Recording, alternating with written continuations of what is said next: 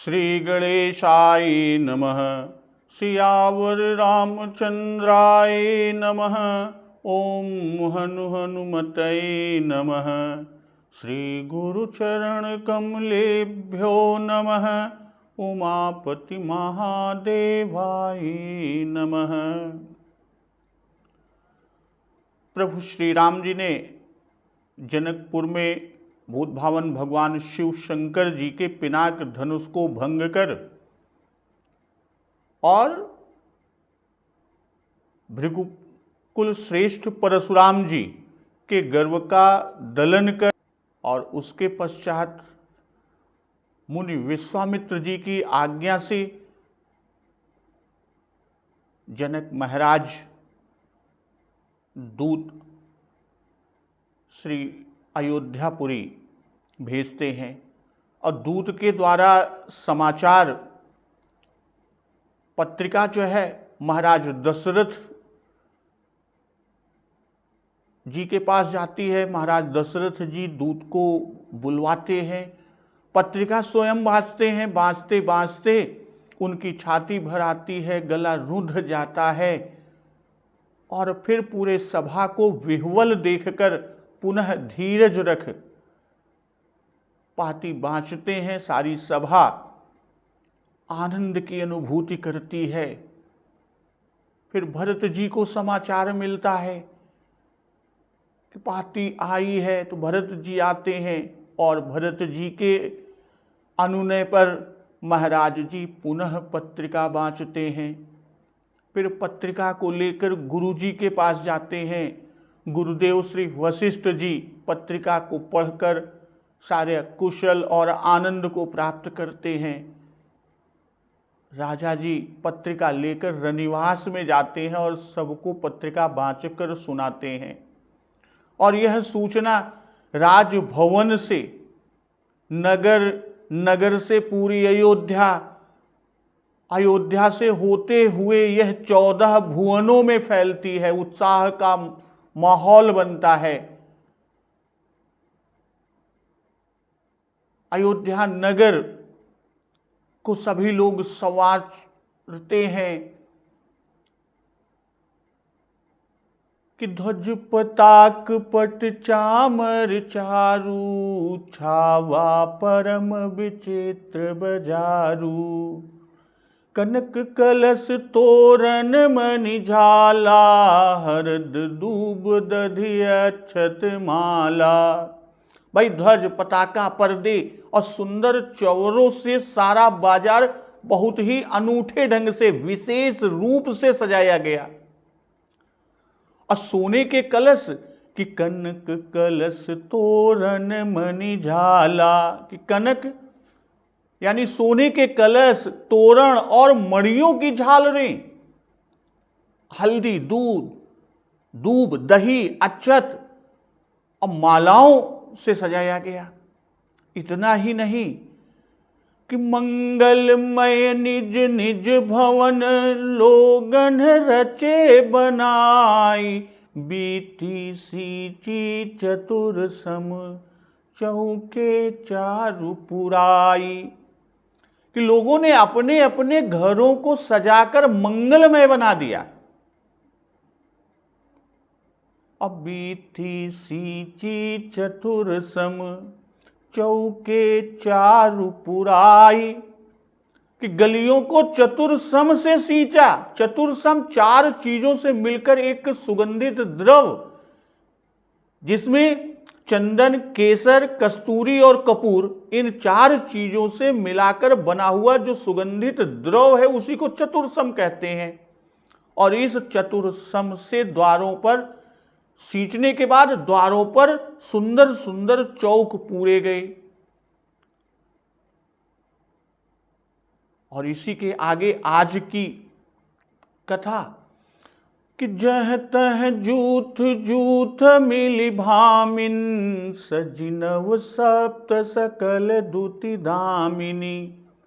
विधु बदनी मृग सावक लोचनी, निज स्वरूप रतिमानु विमोचनी। गावहि मंगल मंजुल बानी, सुनिकल रव कल कंठिल जानी। भूप भवन किम जाई बखाना, विश्व विमोहन रचऊ बिताना। जहां तहां बिजली किसी कांति वाली चंद्रमुखी हरिणी के बच्चे के समान नेत्रों वाली और अपने सुंदर स्वरूप से कामदेव की स्त्री रति के अभिमान को भी छुड़ाने वाली कौन? सुहागिनी स्त्रियां, 16 श्रृंगार किए हुए झुंड की झुंड बनाकर मिलकर और सुंदर वाणी से सुंदर मंगल गान कर रही हैं कि गावहि मंगल मंजुल बानी, सुनिकल रव कल कंठिल जानी। और इनके सुंदर मधुर स्वरों को सुनकर कोकिलें भी लज्जित हो जा रही हैं। अभूप भवन किम जाई बखाना, विश्व विमोहन रचऊ बिताना। और राज महल का वर्णन कैसे किया जा सकता है कि जिसमें विश्व भर को विशेष मोहित करने वाला मंडप रचा गया है। तो यहां कि जह तह जूथ जूथ मिली भामिनी, सज नव सप्त सकल दुति दामिनी। कि सब घरों में झुंड की झुंड स्त्रियां हो नहीं सकती भाई। 150 घरों की स्त्रियां जब एकत्रित हुई तब कहीं एक यूथ बना। जो बाबा जी लिख रहे हैं कि जह तह जूथ जूथ मिली भामिनी, यानी कई घरों की स्त्रियां एक साथ जब एकत्रित हुई तब एक जूथ बना। यानी एक एक मोहल्ले की एक एक जगह पर स्त्रियां एकत्रित हुई। और स्त्रियों की यह रीति भी है कि वे मिलकर चलती हैं, मिलकर गाती हैं, और यह मर्यादा भी है और इससे शोभा भी होती है। जहां श्री राम जी के दर्शन की आतुरता है, फिर वहां श्रृंगार का सजना कहते तो नहीं बनता। वहां तो सुनते ही उठ दौड़ना होता है, जैसा जन्मोत्सव के समय हुआ था कि बृंद बृंद मिल चली लोगाई, सहज सिंगार किए उठी धाई। समाचार पुरबासिन पाए, नर अरु नारी हरसि सब धाये। ऐसे नहीं कि जो जैसे ही तैसे ही उठ धावई। फिर यहां श्रृंगार सजना बाबा गोस्वामी दास जी क्यों कहे? तो यहां श्री राम जी के विवाह का समाचार सुनकर सारी सखियां सुखी हुई हैं, सारी नारियां इसी से श्रृंगार कर रही हैं। भाई विवाह के समय तो श्रृंगार किया ही जाता है। और 16 श्रृंगार किया कि ये सब सावित्री हैं, सौभाग्यवती हैं, सुहागिनी हैं। और 16 श्रृंगार जो करती हैं वह 16 श्रृंगार क्या होता है? तो 16 श्रृंगार में अंग में उबटन लगाना, स्नान करना, स्वच्छ वस्त्र को धारण करना, केसों को संवारना, काजल या सुरमे को लगाना, सिंदूर से मांग को भरना, पैरों में महावर देना, भाल पर बेंदी या तिलक लगाना, चिबुक पर तिल बनाना, मेहंदी लगाना, अर्गजा आदि सुगंधित वस्तुओं का प्रयोग करना, आभूषण पहनना और पुष्पों की माला धारण करना, पान खाना और मिस्सी लगाना, यही 16 श्रृंगार हैं। जैसे कि अंग सुचि मज्जन बसन मांग महावर केस, तिलक भाल तिल चिबुक में भूषण मेहंदी बेस। मिस्सी काजल अर्गजा बीरी और सुगंध, पुष्प कुलियुत होय कर तव नव सप्त निबंध। तो ये 16 श्रृंगार अद्भुतिधामिनी। भाई एक तो ये सब गौरांगिनी है, गौरंगों वाली है, और उस पर भी 16 श्रृंगार से शरीर में शोभा और अधिक बढ़ गई है, क्योंकि सबके मणिमय आभूषणों से बिजली की दमक ज्यादा हो रही है और अधिक हो रही है। तो विधु बदनी मृग सावक लोचनी, निज स्वरूप रतिमानु विमोचनी। तो यहां पर कहते हैं कि कामदेव की स्त्री रति के अभिमान को छुड़ाने वाली सुहागिनी स्त्रियां और सभी 16 श्रृंगार सजकर जहां तहां झुंड की झुंड मिलकर जा रही है। तो कैसे जा रही हैं कि गावहि मंगल मंजुल बानी, सुनिकल रव कलिकंठ लजानी। भाई मंगल समय में देव संबंधी गीतों का गान ही मंगल गान कहलाता है। जैसे कि गावहि सुंदरी मंगल गीता, लई लई नाम राम अरु सीता। तो यह मंगल गान है क्योंकि इसमें श्री सीता राम जी का नाम है। अब मंजुल वाणी कि सुंदर मधुर वाणी से गा रही हैं, जो कि आगे और स्पष्ट करते हैं कि सुनिकल रव कल कंठिल जानी। भाई कोयल का लज्जित होना, इस प्रकार की वन के कोकिलों का बोलना पावस में बंद हो जाता है, और जो पालतू यानी पाले हुए कोयल हैं उनका बोलना आश्विन मास में बंद होता है, और कार्तिक मास में सभी कोकिलें चुप रहती हैं। और यहां स्त्रियों का मंगलगान कार्तिक मास में हो रहा है। तो कोकिलों का कार्तिक में बोलना मानो इन्हीं गान के सुरीले स्वर को सुनकर और लज्जित होने के कारण बंद हो गया है। और यह जो सारा वर्णन बाबा गोस्वामी दास श्री रामपुरी की पूर्व वनिताओं का कर रहे हैं, इनमें ना तो अंतःपुर की रानियां हैं और न कि जे सुरती सुचि सहज सयानी यही है। यद्यपि दोनों विधुवदनी है, फिर भी वहां जनकपुर की जो नारियां केवल मृगलोचनी, मृग सावक के नेत्र अधिक मनोहर और सुंदर होते हैं।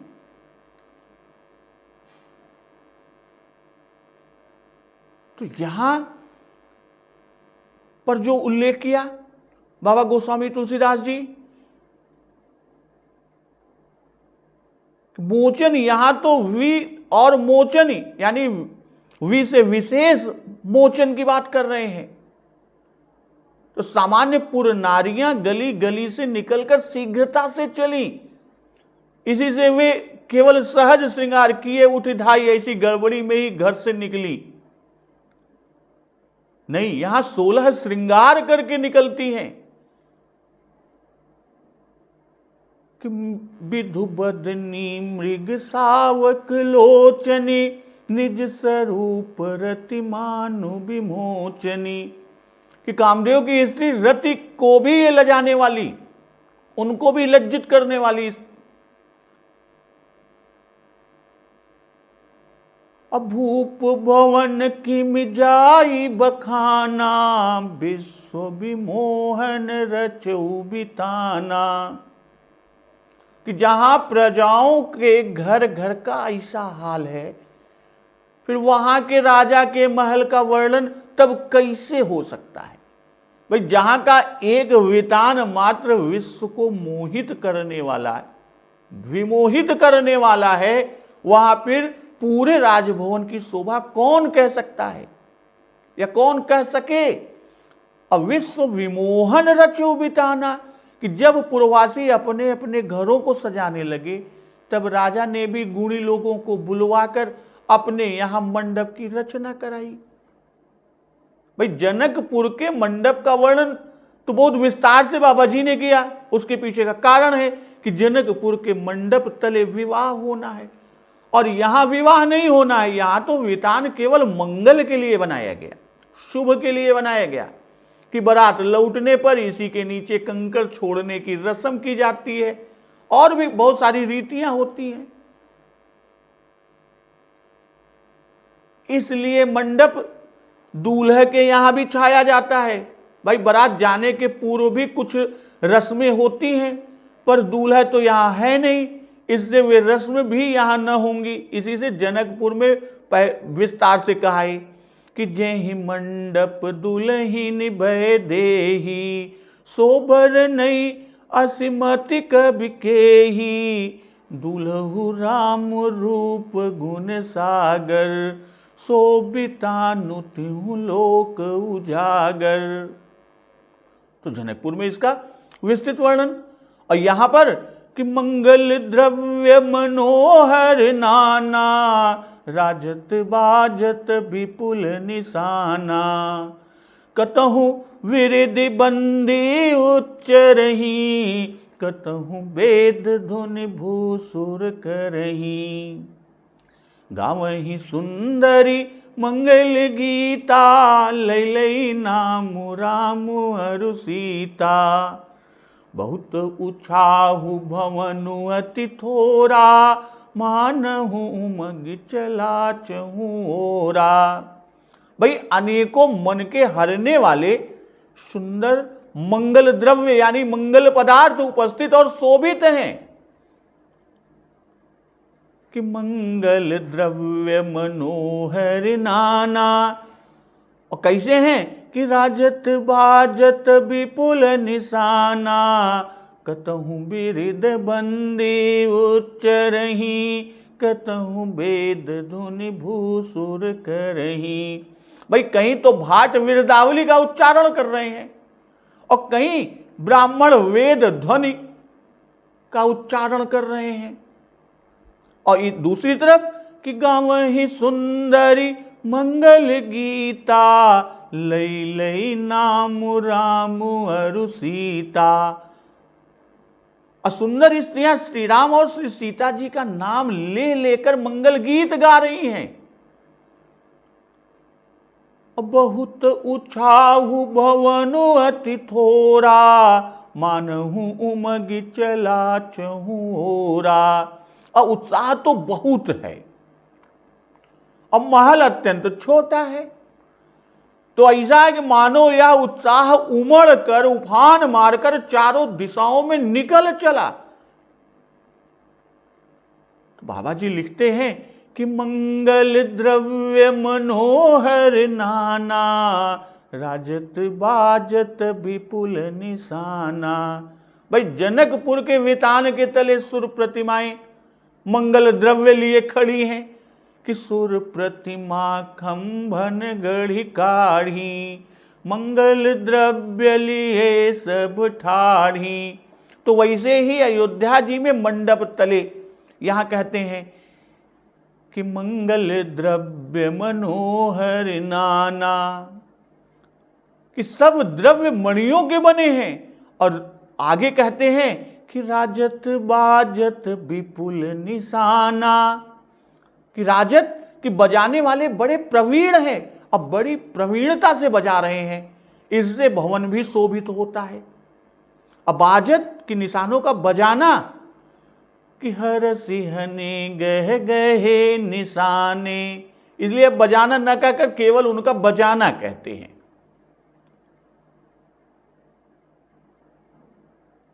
तो कतहु बिरिद बंदी उच्च रही, कतहु वेद धुनि भूसुर करही। भाई जब राजभवन का वर्णन किए तब वंदी का विरद पढ़ना और ब्राह्मणों का वेद ध्वनि करना भी कहे। कतहु कि सब जगह सब नहीं है, कहीं पर तो वेद पाठी ब्राह्मण और कहीं पर भाट, यानी दोनों एक जगह एक साथ नहीं। और दोनों एक साथ रहेंगे तो स्वाभाविक है कि दोनों में विक्षेप होता, विघ्न होता। भाई दोनों ही उच्च स्वर से पढ़ने वाले इसी से अलग अलग हैं।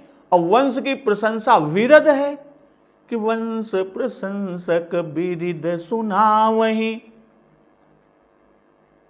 और उधर वेद पाठी ब्राह्मण वेद ध्वनि का उच्चारण कर रहे हैं और दोनों तीव्र स्वर से करते हैं। और अगली तरफ देखिए तो गाँव ही सुंदरी मंगल गीता, लई लई नाम राम अरु सीता। भाई आभूषण, वर्ण, मुख, नेत्र, स्वर, स्वरूप सब सुंदर है। ऊपर कहा ही कि जहतः जूथ जूथ मिली भामिनी, और कहां तक कलकंठी लजानी।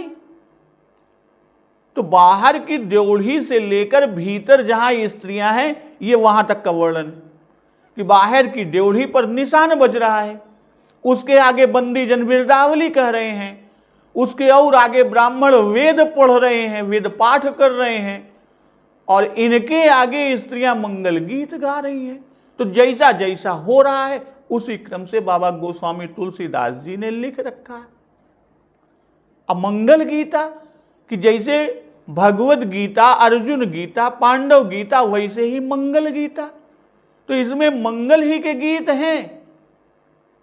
इनमें अपनी ओर से राम और सीता का नाम मिलाकर गा रही हैं। अब वर दुल्हन का नाम लेना अद्यापि यह रीति है। अब भी चतुर स्त्रियां श्री पार्वती मंगल, श्री जानकी मंगल, विनय आदि के गीत गाती हैं। तो ऐसे ही तब भी कोई मंगल गीत रहा होगा। भाई लोक में प्रसिद्ध है कि वर मंडप में वर के नाम से बनरा, और कन्या मंडप में कन्या के नाम से बनरी गाई जाती है। बनरे, बन्नी, बन्ना।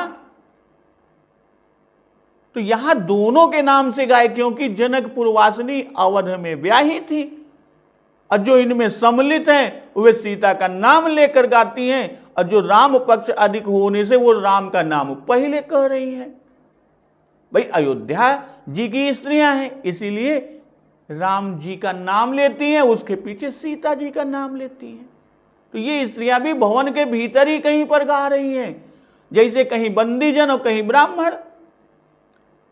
तो यह सारी स्थिति जो बनती है कि बहुत उछाऊ भवनो अति थोरा, मनहु उमग चला चहूरा। भाई पात्र जब छोटा होता है और वस्तु बहुत ज्यादा हो, तब पात्र भर जाने पर वह बाहर जाती है। अब जैसे छोटे से डिब्बे में आप 2 किलो 3 किलो चीनी, चावल, दाल कुछ भी डालेंगे, पात्र भरने के बाद वो चारों तरफ उसके निकलना शुरू कर देता है। तो वही यहां पे कहते हैं कि बहुत उत्साह, कि उत्साह तो बहुत अधिक है।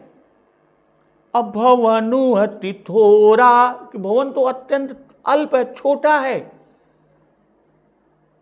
तो मानहु उमग चला चहूरा, कि वह उमग कर, उफान मारकर चारों ओर चला। भाई भवन उत्साह में डूब गया, चारों ओर चला, अर्थात राजमहल के चारों ओर श्री अयोध्या जी में होने लगा। और महल से उमग कर नगर में गया, नगर में भर गया, तब यहां से उमग कर 14 भुवनों में भर गया। भाई पहले राजभवन में उत्साह का उत्सव हुआ, तब नगर में, और उसके पीछे 14 भुवनों में, यहां तक कि बहुत उछाऊ भवन वति थोरा। श्री दशरथ जी महाराज के यहां निशान आदि बजे और मंगल आदि हुए, और ये सर्वत्र सुनने में आए। तो यही उमग कर चारों ओर जाना हुआ। तो शोभा दशरथ भवन कई, को कभी भर नहीं पार, जहां सकल सुर शीस मणि, राम लीन अवतार। भाई श्री दशरथ जी महाराज के महल की शोभा को कौन कवि वर्णन कर पार पा सकता है, कि जहां समस्त देवताओं के शिरोमणि,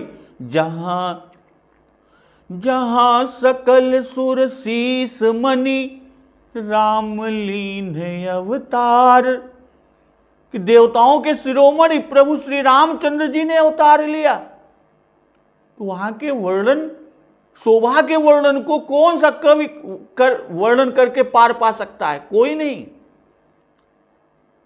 भाई शोभा का पार कोई कवि पार पा नहीं पा रहा है, कोई वर्णन नहीं कर सकता।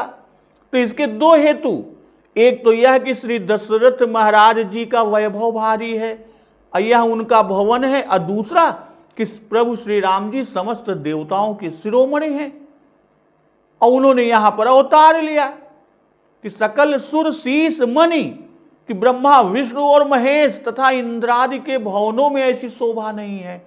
जैसे श्री जनकपुर में जानकी जी के संबंध से उसकी महिमा है, वैसे ही यहाँ की महिमा और शोभा की अपारता श्री राम जी के संबंध से है। भाई श्री राम जी की शोभा अनुपम, मनगोतीत, अनिर्वचनीय है। तो वैसे ही जिस भवन में प्रभु श्री राम जी ने अवतार लिया वह भी अनिर्वचनीय है। तो इस तरह दशरथ जी भरत जी को जब रनिवास को बुलाए, पत्रिका बांची और फिर द्वार की ओर आते हैं, तो भूप भरत पुन लिए बोलाई, हय गय चंदन साजहु जाई।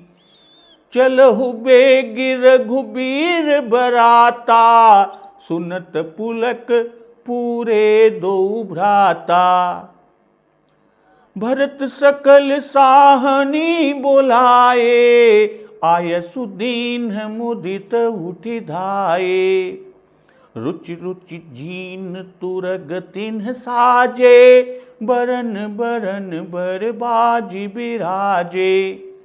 फिर राजा जी ने यानी चक्रवर्ती महाराज दशरथ जी ने भरत जी को बुलाया और कहा कि जाकर हाथी घोड़े और रथ को सजाओ, हय गय चंदन साजहु जाई।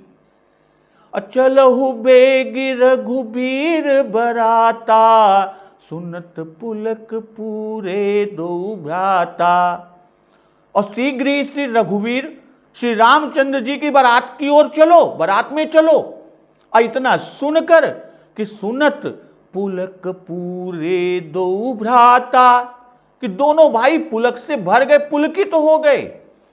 अब भरत सकल साहनी बुलाए, आय सुदीन मुदित उठि धाये। भरत जी ने सब साहनी यानी दरोगाओं को बुलाकर आज्ञा दी और वे भी प्रसन्न होकर उठकर दौड़ पड़े। रुचि रुचि जीन तुरग तिन्ह साजे, बरन बरन बर बाजी बिराजे। और फिर उन्होंने रुचि यानी अपनी अपनी रुचि या जिन घोड़ों पर जैसा रुचि जमे, जिसके योग्य हो, जीनों से रचकर घोड़ों को सजाए। और रंग बिरंग के और जाति जाति के उत्तम घोड़े सुशोभित हो रहे हैं। भाई राजा ने रनिवास को बुलाया, पत्रिका को सुनाया कि राजा सब रनिवास बुलाई। और जब राजा द्वार पर आए तब राजा जी ने भरत जी को बुलवाया। और जब राजा रनिवास में गए तब भरत जी का साथ नहीं था, भरत जी नहीं गए।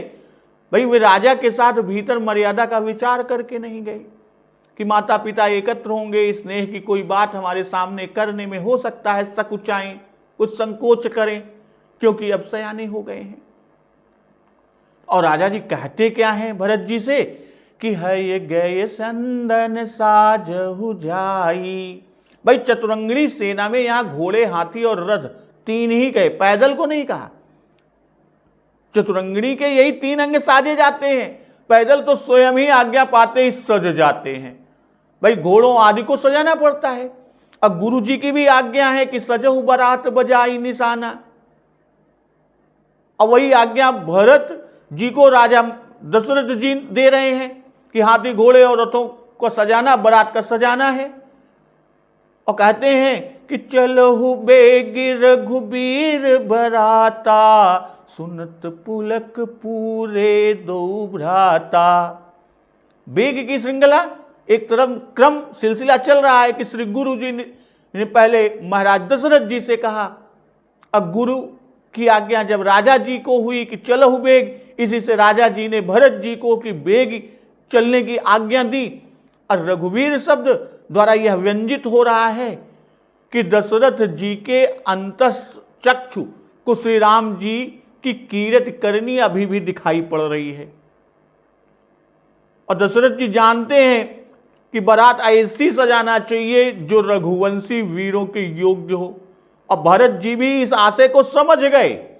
असुनत पुलक पूरे दो भ्राता, पहले श्री राम लक्ष्मण जी का कुशल समाचार पत्रिका सुनकर आनंद हुआ कि सुन पाती पुल के दो भ्राता, अधिक स्नेह समात न गाता।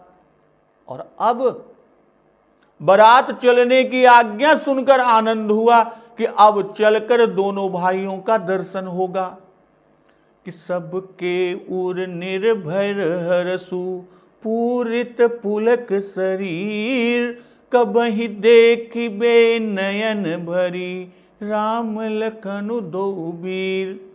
भाई पहले भरत जी ने विचारा कि दो भाई उधर हैं और शत्रुघ्न जी लड़के हैं, और ऐसा न हो कि महाराज जी हमें यहां छोड़ दें, कि भाई यहां पर भी तो कोई अवश्य होने चाहिए। अब पर जब चलहु महाराज दशरथ जी ने कहा, तब बड़ा आनंद हुआ, और शरीर पुलकायमान ही नहीं बल्कि भरपूर पुलकायमान हो गया। दो भ्राता कि भरत जी के साथ ही साथ शत्रुघ्न जी भी आए। शत्रुघ्न जी भरत जी के अनुगामी हैं, सदा साथ ही रहते हैं। अब बहुत दिनों से वियोग है, आज यह श्री राम जी की अल्प सेवा बड़े भाग्य से मिली है, इसलिए भी पुलकायमान हुए। कि भरत सकल साहनी बोलाए, आय सुदीन मुदित उठी धाये। भाई घोड़ों के साहनी, हाथियों के साहनी, रथों के साहनी, यानी सबके साहनियों को बुलाया। आयस दीन क्या आज्ञा दी, वह बाबा गोस्वामी तुलसीदास जी यहां नहीं लिखते, क्योंकि राजा की आज्ञा में उसे स्पष्ट कहा है कि हय गय चंदन साजहु जाई, और वह आज्ञा भरत जी ने भी दी। अब मुदित की साहनी भी मुदित हुए, प्रसन्न हुए, खुश हुए, क्योंकि यह बात बड़े ही हर्ष की है, और जो सुनता है वही हर्षित होता है, वही आनंद में मग्न होता है। तो भरत जी ने घोड़े आदि शीघ्र ही सजाने की आज्ञा दी। गुरु ने राजा को, राजा ने भरत जी को, और भरत जी ने इन साहनी लोगों को शीघ्रता करने की आज्ञा सिलसिलेवार क्रम से दिया।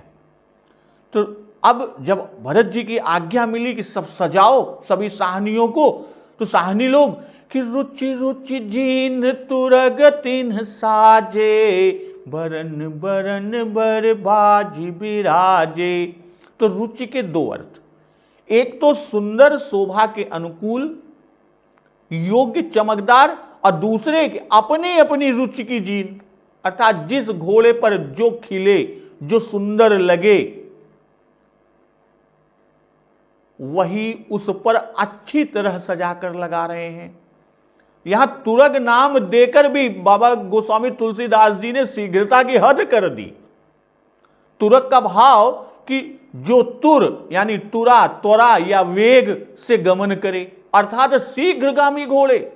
इसी से शीघ्रता को आगे अभी कि निधरि पवन जनु चहत उड़ाने, उसके द्वारा इसको पुष्ट भी किए। तो शीघ्रता का काम है, इससे घोड़ों के साज का वर्णन भी शीघ्र ही कर दिया, इतने में ही कर दिया कि रुचि रुचि जीन तुरग तिन्ह साजे। क्योंकि जब श्री राम जी घोड़े पर सवार होंगे तो इनका यानी घोड़ों का साज श्रृंगार विस्तृत रूप से वर्णन होगा ही।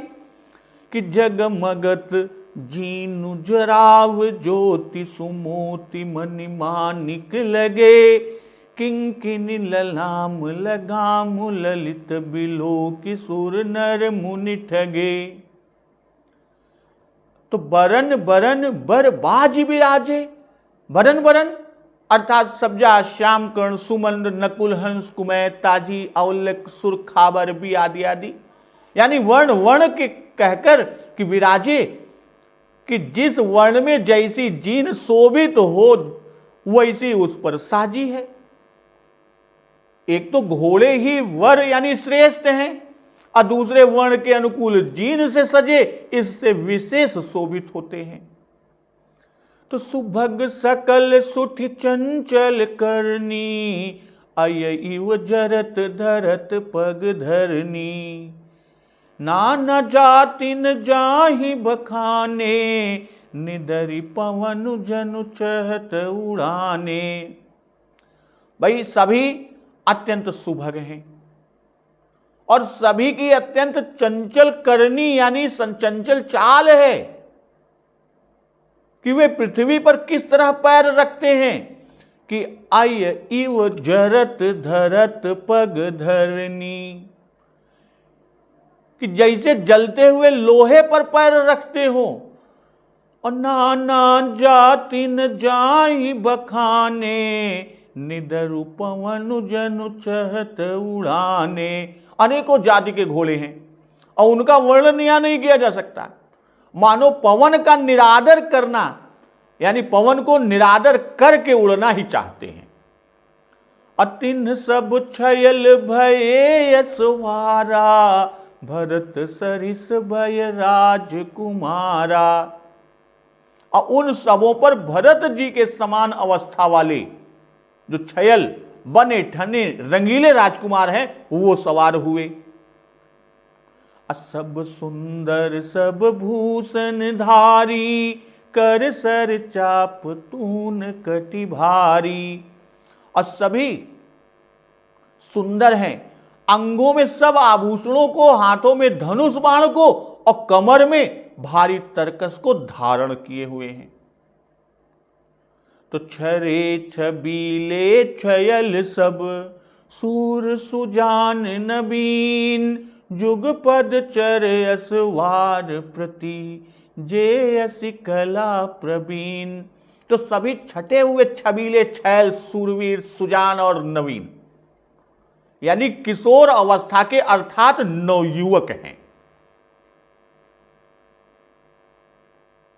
प्रत्येक सवार के साथ साथ दो दो पैदल भी हैं जो असिकला यानी तलवार के हुनर कौशल में प्रवीण हैं, उसमें कुशल हैं। तो सुभग सकल सुठि चंचल करनी, अयैव जरत धरत पग धरनी। सभी सुंदर हैं और सभी की करनी चंचल है। सुठि कहकर कि और घोड़े भी चंचल होते हैं पर ये अत्यंत चंचल हैं। सुठि चंचल करनी कि चलने में, कूदने में, नाचने में, दौड़ने में, सब में बहुत ही तेज हैं। और चंचल करनी का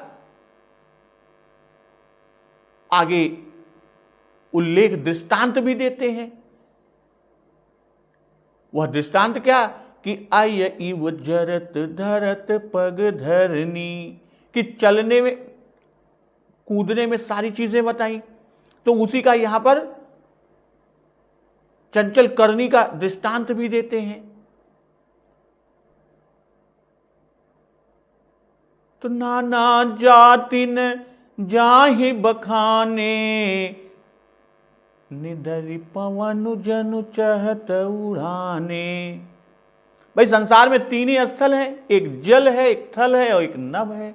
तो यहां पर तीनों का हाल कि थल में जलते हुए लोहे पर पैर धरने के समान पैर रखते हैं कि अय इव जरत,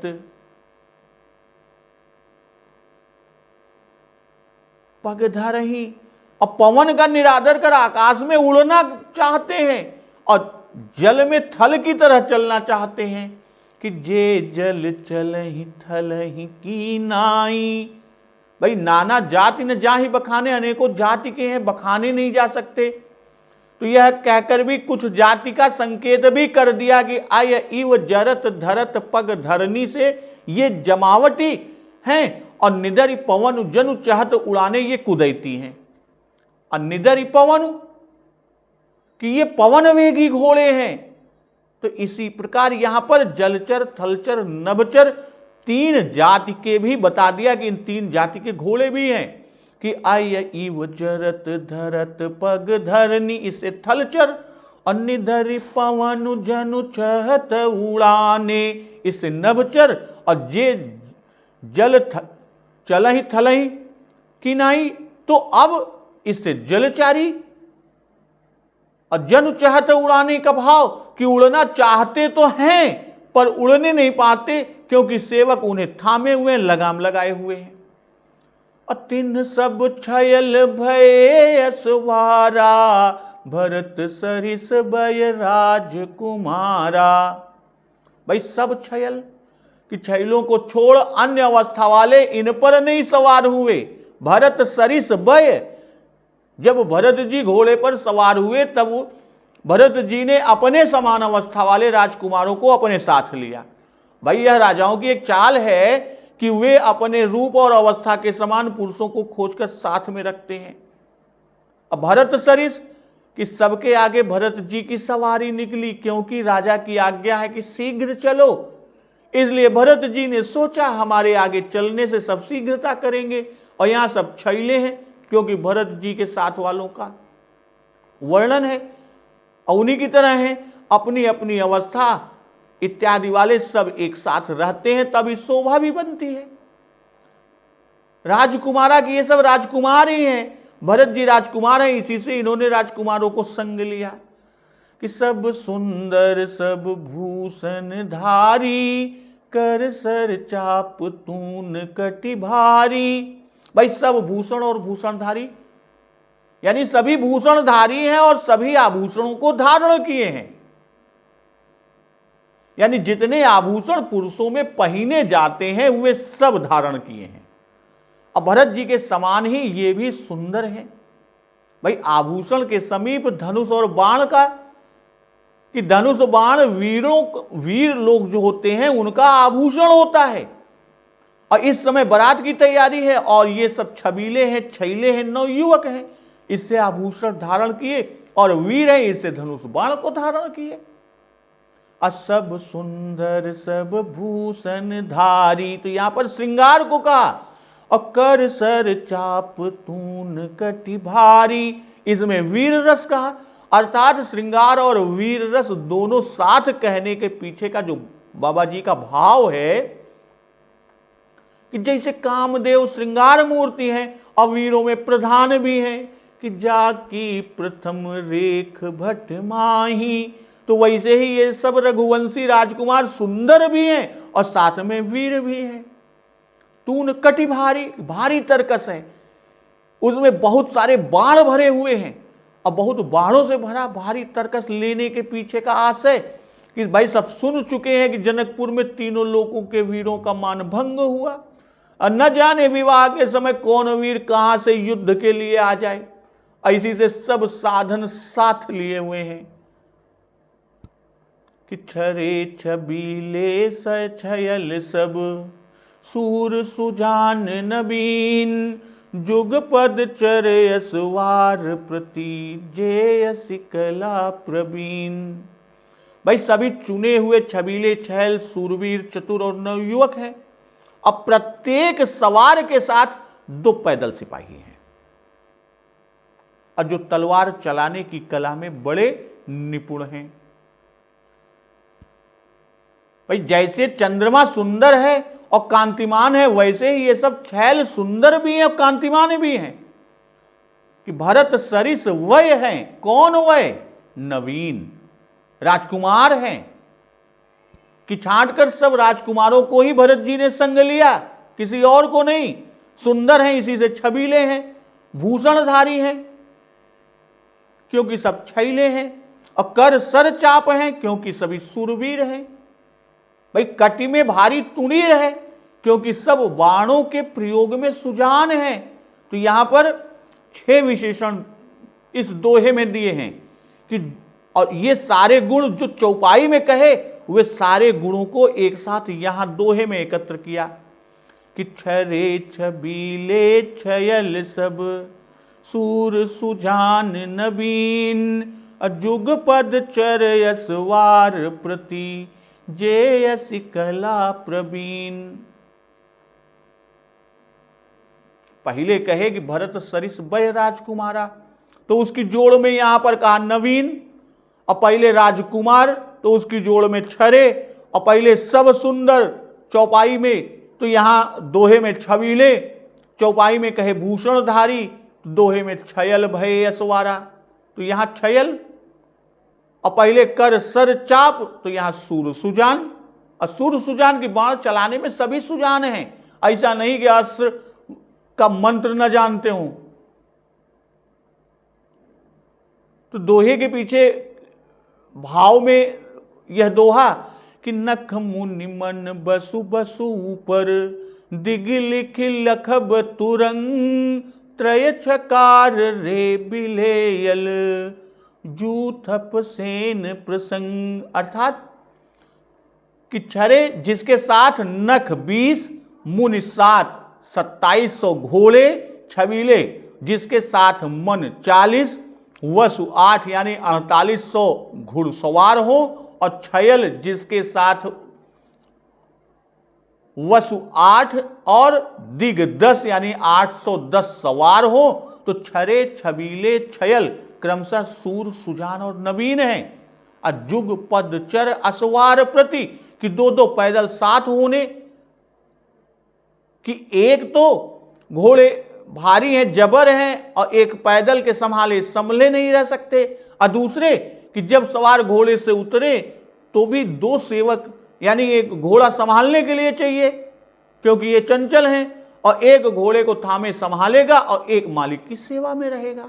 अज्ञेयसि कला प्रवीण, यहां 2 भाव, एक तो अश्वकला में प्रवीण अर्थात जो घोड़े के संबंध की सारी बातें जानता हूं, और दूसरा कि तलवार से युद्ध करने का प्रसंग आ जाए तो अश्व कला कुशल पैदल आवश्यक होंगे, इसलिए उनको साथ लिया। तो इस तरह कठिन संग्राम के वीरों का जो बाना धारण किए हुए रण में धीर वीर सब निकलकर नगर के बाहर जब आ खड़े हुए, तो उस समय की क्या स्थिति बनती है, इसका श्रवण रसपान हम लोग अगले दिवस की कथा में करेंगे। तो एक बार जोर से बोलिए, सियावर रामचंद्र की जय, पवन सुत हनुमान की जय, जगत जननी मां जगदम्बा की जय, गुरुदेव भगवान की जय, उमापति महादेव की जय। जय जय श्री राम।